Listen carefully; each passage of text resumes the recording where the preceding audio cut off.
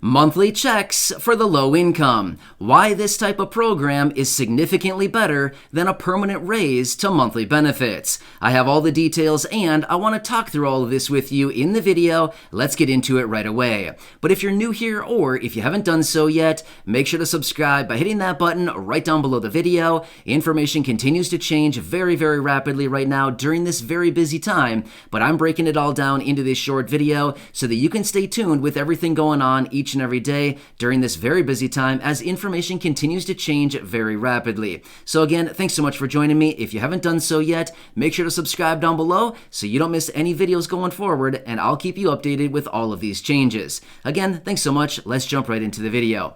All right, so this is a very important topic and something I want to discuss in a little bit more detail here because I do know that there are a lot of you in this community receiving monthly benefits from programs including Social Security, retirement, SSDI, survivors, SSI, VA, and RRB, or you're low income wondering, what is Congress going to do to help us all out?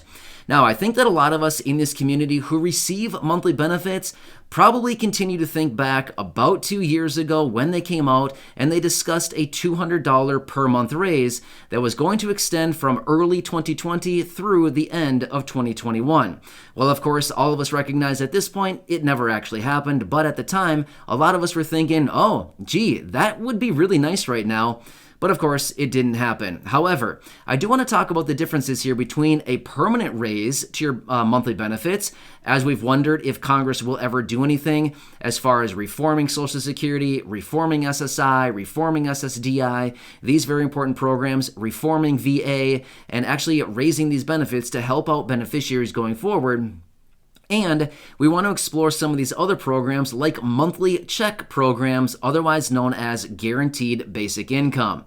Now, I want to talk through the differences between these because they may look like something very similar. One program may send you a monthly check, meanwhile, the other one would just be a permanent raise to your monthly benefits that you're already receiving. Well, is there a difference between them? Actually, there is. There's actually a pretty substantial difference between them, and one is significantly better than the other one. Now, I want to talk through the details on this, but don't get me wrong. At the end of the day, money is money, right? Cash in the bank accounts, digits in the bank account other than zero is always a good thing. So, at the end of the day, regardless of what would actually happen, either way, it would all be very helpful and beneficial to a lot of people. But, like I said, one of these is actually better. And I want to talk through the details and why one would actually be better than the other. So, here's the deal. If there happened to be a permanent raise to benefits, as in all those benefits I mentioned just a minute ago, Social Security, SSDI, SSI, retirement, survivors, VA, benefits like this. Here's the thing. All of this would be counted as income. The money that you get from your benefits is counted as income, right? Well, essentially any dollar that you bring in into your possession is income. In the eyes of the IRS, it's all income, right? However, here's the problem. If your benefits were bumped up to some threshold, right, all of a sudden you may be bumped into a higher tax bracket. Well, that wouldn't be good. That means that your benefits would be taxed at a higher rate, and your income would ultimately be higher. Therefore, you may be ineligible for other benefits like SNAP, Supplemental Nutrition Assistance Program, otherwise known as food stamps. Maybe you would lose maybe like housing vouchers, or maybe utility help, or food assistance, anything like this that you may be getting assistance with right now.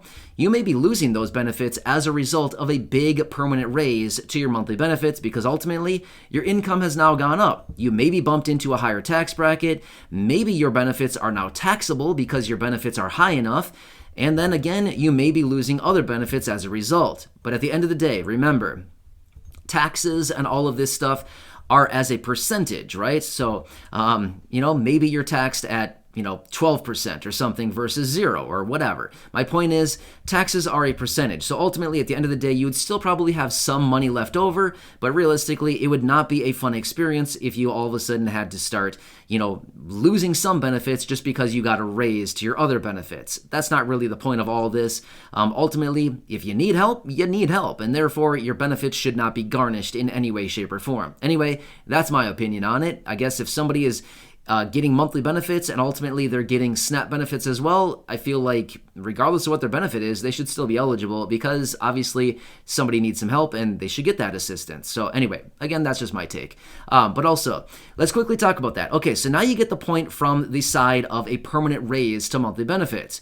Now let's talk about it from the aspect of a monthly check program, otherwise known as something like a guaranteed basic income program.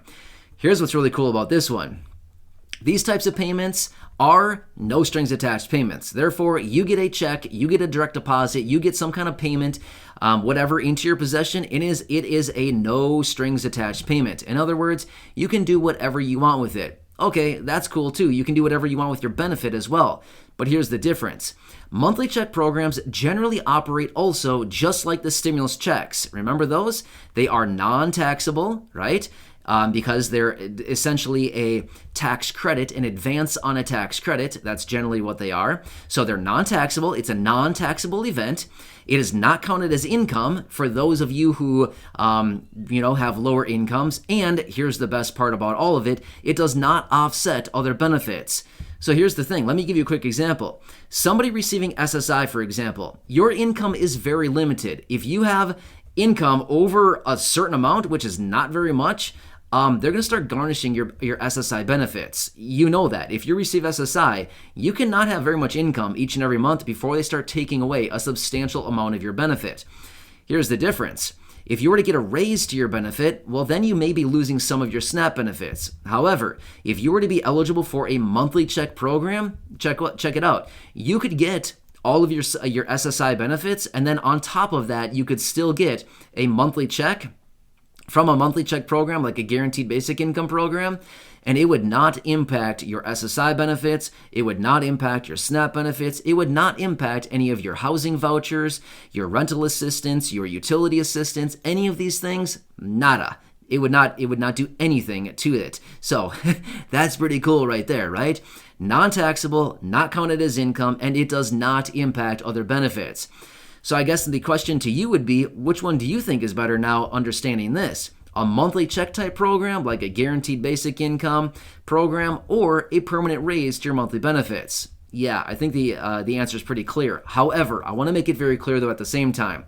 If Congress came to us and said, we're not going to do a monthly check program, but we're willing to do a permanent raise to your monthly benefits of $200, would we say, no, we don't want that, we want a monthly check program? No, let's not kid ourselves. We'd be all over it, and we would be glad to take a raise to our monthly benefits. So I just wanted to point out the difference here between the two.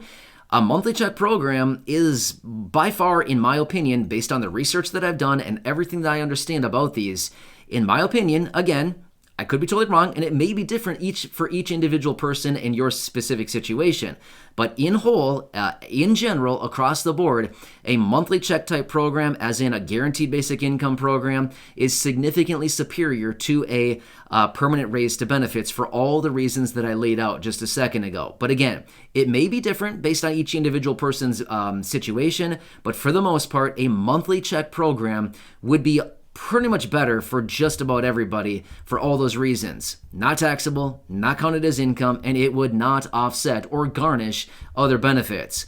And I think all of us understand how that goes, right? Even just a small cost of living adjustment of $20 a month offsets your SNAP benefits. I mean, who understands that? Yeah, we all do because we all know this. We know how the programs work, right?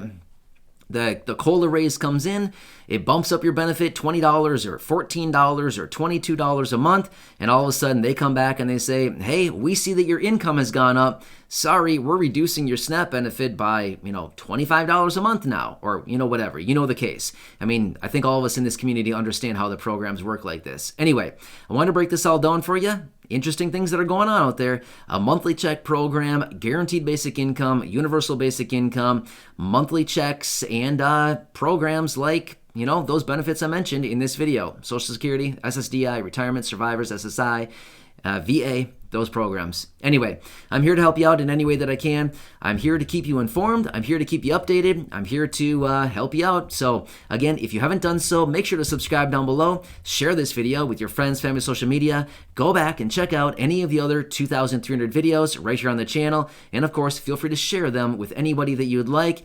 And again, if you have any questions, anything like that, feedback for me, anything like that, please leave it down below. I do read as many comments as I possibly can, and I do also respond to as many as possible. However, to be totally honest with you, it's impossible for me to respond to every single comment, but I do my best. So again, thanks for watching. I really do appreciate you. I'm here for you in any way that I possibly can be. Enjoy your day, and I hope to see you next time in the next video. Enjoy.